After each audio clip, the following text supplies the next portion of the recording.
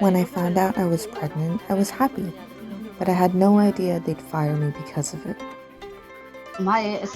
Families struggle because they want to have kids but end up in debt and have to live on just the husband's income.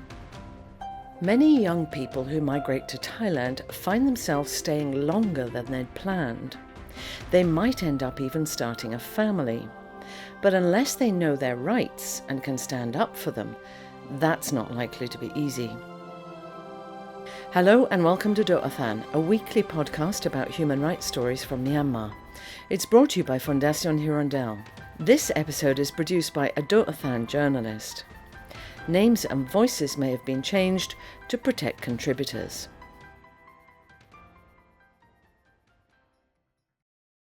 When I found out I was pregnant, I was happy, but I had no idea they'd fire me because of it.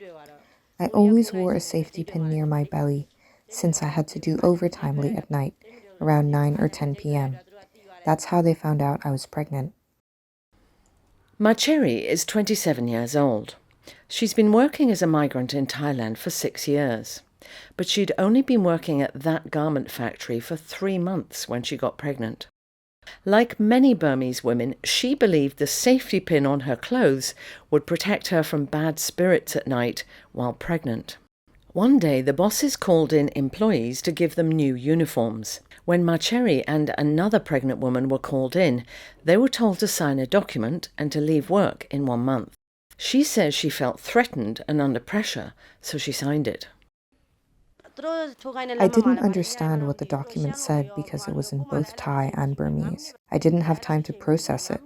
They called us in at 5 minutes to 5 in the evening. Macheri was let go without any compensation because she was pregnant. That left her and her husband in a frightening situation. He didn't have a regular job and only got occasional day labourer work. They couldn't even afford regular meals, let alone nutritious food to sustain her and the baby. My husband and I were struggling without jobs and couldn't eat what we might want. We couldn't afford curry, so we looked for ways to get by, like growing watercress or collecting crabs. Sometimes we got by with fish paste. If we didn't have rice, other people would give it to us.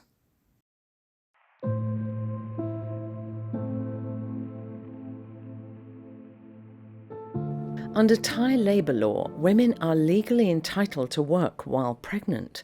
They're even supposed to receive special protection from dismissal due to pregnancy. And in most cases, employers are also required to give severance pay. But for migrants, the law is not always a protection. Quite often they don't know their rights, and if they do, they may not be in a position to demand them. Macheri was not alone in her predicament. Migrant activists say they get many complaints from pregnant workers about being fired. Go Tu Lin from the Workers' Alliance group says it's been particularly bad in recent years.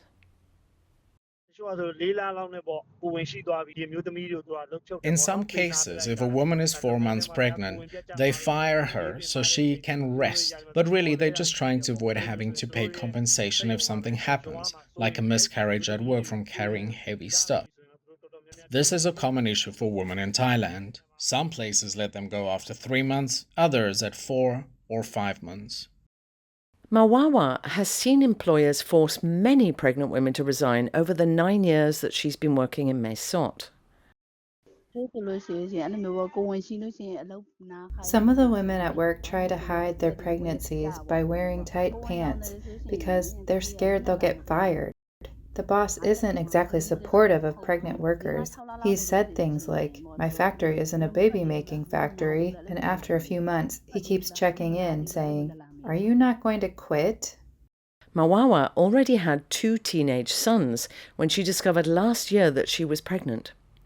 The news brought her both joy and stress. Sure enough, her employers tried to force her to resign. I told them I could come back to work 3 months after having my baby, and I asked them not to force me to resign, but they wouldn't have it. They kept sending me resignation letters and insisting I quit.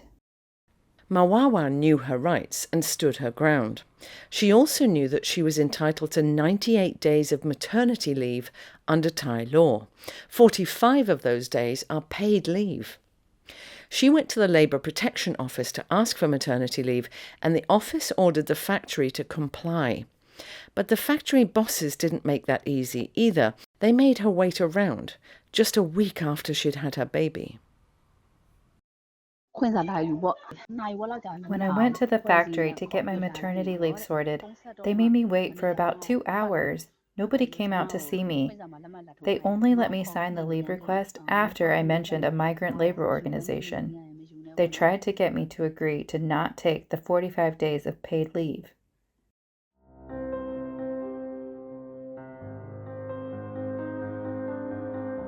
Once pregnant women are fired, it's not easy for them to get another job.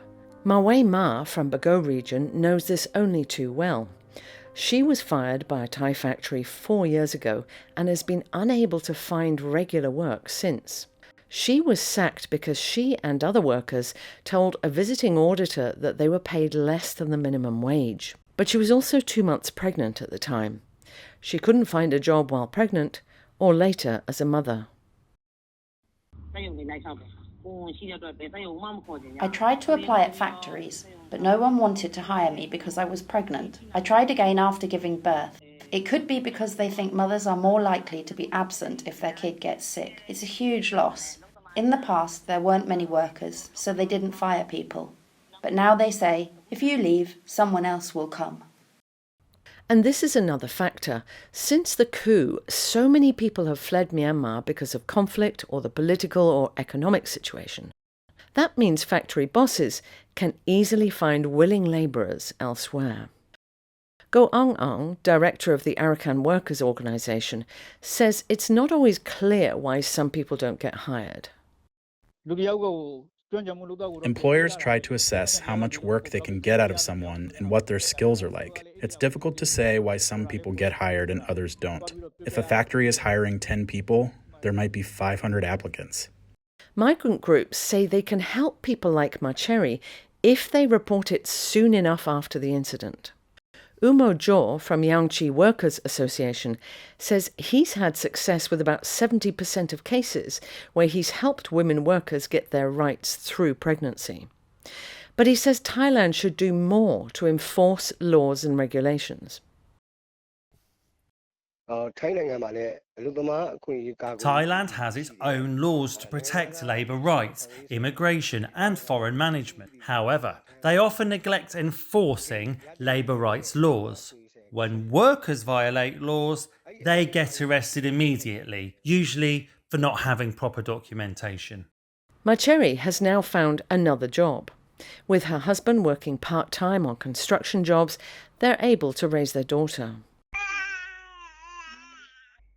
And Mawawa is back at work now, 3 months after giving birth.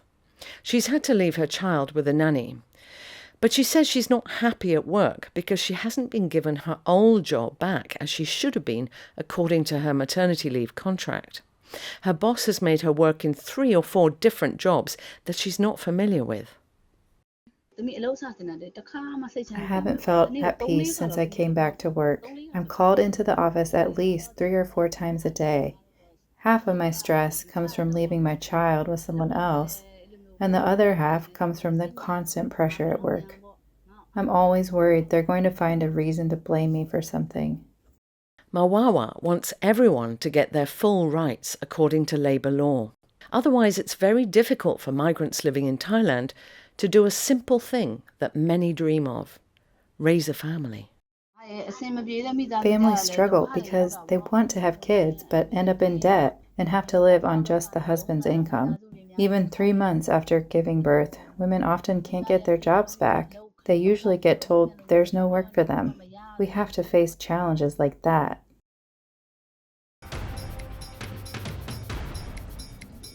Thanks for listening to this edition of Do'athan. We'd welcome your feedback on social media. This project on human rights reporting is supported by Fondation Hirondelle, with the help of our donors. You can listen to our podcast via the Dotathan Facebook page. They can also be found on SoundCloud, YouTube, iTunes, Spotify and Telegram. You can also listen every Saturday night from 9 to 10 p.m. and Sunday morning from 6 to 7 a.m. on Voice of America Radio. Please tune in again next week.